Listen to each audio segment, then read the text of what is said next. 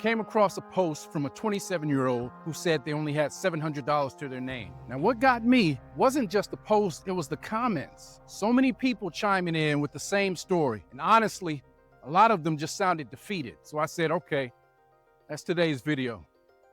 I need to drop some motivation for these youngsters.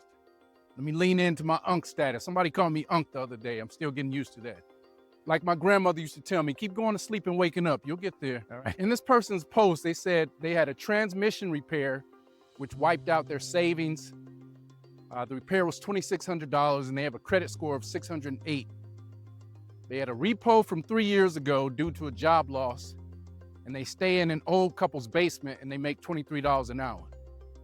They have no career prospects, no close friends. Mom and dad are junkies. And it says, I'm kind of sick of this life. All right, first things first, I want to say that you have to change your mindset. You say you have $700 to your name. You first have to do an audit, take stock of all the blessings that you have, because I assure you, there are more than you can count. You're blessed, and you have to give thanks for those blessings. There are people in other parts of the world that would literally kill for $700. Okay, so you be thankful for that $700. You be thankful for, I'm assuming you have your health, you have your mind is intact, you have a roof over your head, so many things. You can't even count all the blessings that you have. So that's the first thing, because if you stay in a state of constant complaining, and if you don't give thanks, how can you expect to receive more? All right, so that's the first piece of advice. And I say that to myself, because I'll be honest, I have a PhD in complaining. I can complain with the best of them. I'm always sending texts to my wife complaining about something, but I'm working on that. They're trying to do a better job of saying thank you. I have so many blessings. I can't even count all the blessings. All right, enough of that. Okay, if you change your mindset, you have to realize you're in your 20s, or for some of these other people in your 30s. You still have a good amount of youth. Your youth was designed to provide you with energy so that you can be active. If you want to change your situation, you have to get active. Nothing's going to change if you sit back and wallow in your situation. I'm speaking from experience. I hit my financial rock bottom, if you will, when I was 32 years old. And I've never gone on the record and told this story, but I'm going to tell it now because I feel that somebody needs some motivation. All right, so I hit my rock bottom because I operated out of a place of fear. I had a brand new job, senior level position. I walked into an organization that had corruption built into it. All right, and so I operated out of a place of fear. I didn't want to rock the boat. I told myself, hey, I just uprooted my family, moved to a new city to start this job. That's the way they do things around here. So be it. That's how it started, out of that fear, not wanting to rock the boat, not wanting to jeopardize my new cush position that I just received. All right, that's how it starts. It's a slippery slope. You give into fear, that makes you vulnerable to more. Okay, so I started out in a situation where I knew things weren't on the up and up. But instead of fixing it, I looked the other way. Then eventually my mind said, you are the only one busting your butt in this organization. You need to be getting something out of this deal. So that's how I got involved. That landed me in some hot water. I ended up having to do some time over that. That stripped me of so many opportunities, despite the fact that I had a master's degree, despite the fact that I had experience managing multi-million-dollar budgets. None of that mattered anymore. I had been exiled because of my mistake, and no one would give me a shot. I remember literally crying night after night, not knowing how I would make ends meet. I remember that. I'll never forget it as long as I live, that emotion, that feeling, that worry. So I can relate. But what I had to do was get active. So what I did is I got on Craigslist. I started posting ads probably 20 times a day. Back then, Craigslist ads were free. So I would spam the crap out of Craigslist. I'd post my ads. I'd say, hey, I'm a military vet. I'm in excellent shape. I'll do whatever you need. Odd jobs, I'm your guy. I immediately started getting calls. Okay, now granted, I was only making like $15 an hour, $20 an hour, but I was getting calls. And I've always been tech savvy, so I would show up to the job and I was taking credit card payments. People were surprised. I'd show up to cut grass, clean out ponds, do concrete work. I'm getting paid with PayPal. You know, they didn't have Square back then, they had PayPal. Okay, I've always been resourceful. I have to go get it. Nobody's going to give me a job. I'm going to make an opportunity myself. That's what I did. You have to get creative. You have to go get it. So much is changing, but one thing that has not changed is the amount of opportunity in America. Opportunity is present. You have to seize it. Okay, so if you make $23 at your job, you continue working that job, and anytime that you're not working, you need to be posting ads or responding to people looking for workers. You have to be ready to get your hands dirty. You have to sweat.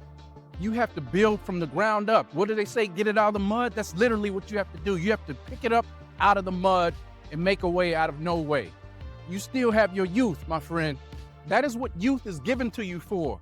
As you age, your energy levels are not going to be the same. Your recovery levels are not going to be the same. You have to take advantage of this stage in your life. All right, so you get out there and you do those odd jobs. You do gig work. You should barely be having any idle time. Idle time is the enemy. When you're not working your primary job, you need to be working on a gig. You're going to do that to stack some money up real quick. Once you stack that money up, you need to come up with a game plan for a service business. I've dabbled in many different service businesses. Right now, I'm cleaning carpet. When I started a moving company, I had $1 million moving company.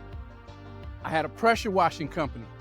I had a junk removal company. These are things I'm knowledgeable in. So if you need some advice, I can give you a little bit. I'm not about to do your work for you, but I can help you out just a little bit. I can point you in the right direction if you need some advice.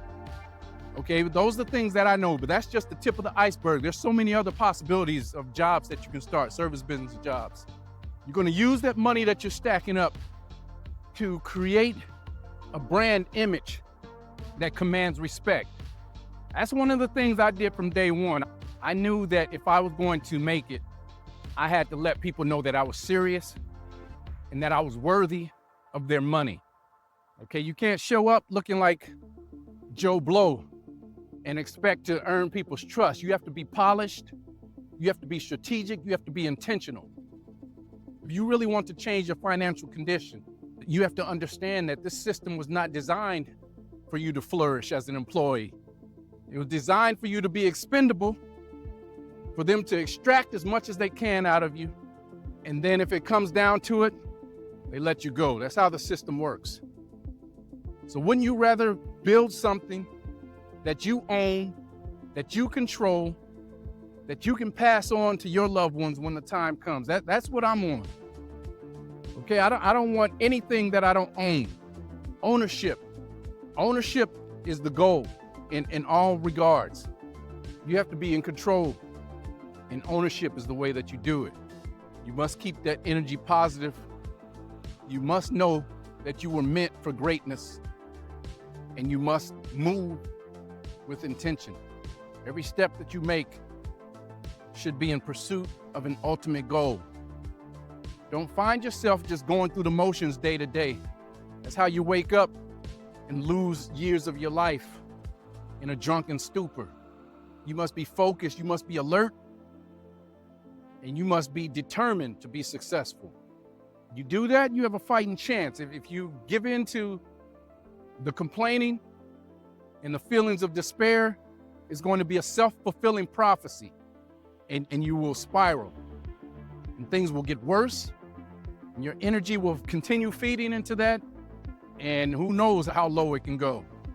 All right, I'd rather not play the limbo of life. I don't want to see how low it can go. I'm trying to go way up. We're going up. We're leveling up. That's what we're about on this channel. Okay, so if you're comfortable playing the limbo of life, keep doing what you're doing. But if you're ready to level up, you change that mindset. You do away with your idle time. Every day, you should be focusing on something that's going to improve your situation. You should be learning a skill. You should be taking time to determine what it is you would like to do in regards to a service business. You come up with a game plan. You put your focus on marketing and branding and making yourself look like a real business that is deserving of money, and money will come to you. I'm telling you, I'm speaking from experience. I know what the enemy puts in your mind, the crazy thoughts. You feel like, what am I doing? It's over for me. It's game over. I remember feeling that way. But you must fight that with every fiber of your being. You must know that you were not created to be a loser. You were created strong. You were created to withstand the trials of this life, because that's what they are. They're tests. Hardship is a test and prosperity is a test also. Remember that. Okay, we go hard when we face hardship, and many of us level up, and then we forget that the prosperity is a test as well, and we fail that test. So it's not over. Even if you overcome your current situation, it's not over. You're still going to be tested. When the prosperity comes, and it will come, you have to remember that. You have to believe that. You have to work towards that. It's going to improve, my friend. All you youngsters out there, use that youth that God gave you. Use it to your advantage. Learn yourself a skill. Start yourself a service business on the side until it replaces your income. And then you go all in. You never stop marketing. You always work on improving your messaging. That is how you will be successful. Once you obtain that financial freedom, you'll never want to lose it. And you will fight tooth and nail to keep it. That's what I do. I'm so grateful to be in the situation that I'm in. I don't say that boastfully. I don't say that to brag. There are so many people that are doing so much better than me financially. That's not my ultimate goal. I just want to be comfortable. I want to have sustainable income that I can rely on. I want to have systems that I can pass on to my young children, because you all are the future, this younger generation. When I had a lot of employees, I had so many people that showed a lot of promise. Some of those people are running their own businesses today. They took a lot of what I taught them, and they are thriving. One of them being my oldest boy, my oldest son. He's 22 years old. I gave him my moving company. He's doing well with it. I said, son, you take this, you stack as much money as you can. You perfect your systems. You make it so that it can run without you. You work on your next business venture. That is how the rich get richer. They understand that systems is the goal. Creating systems. Once you create a system, you get that perfected, you go and work on something else. You let that system work without you while you build the next one. That is how the rich get richer, and the rest of us are stuck being maxed out on what we can earn per hour. You have to understand how this all works, guys.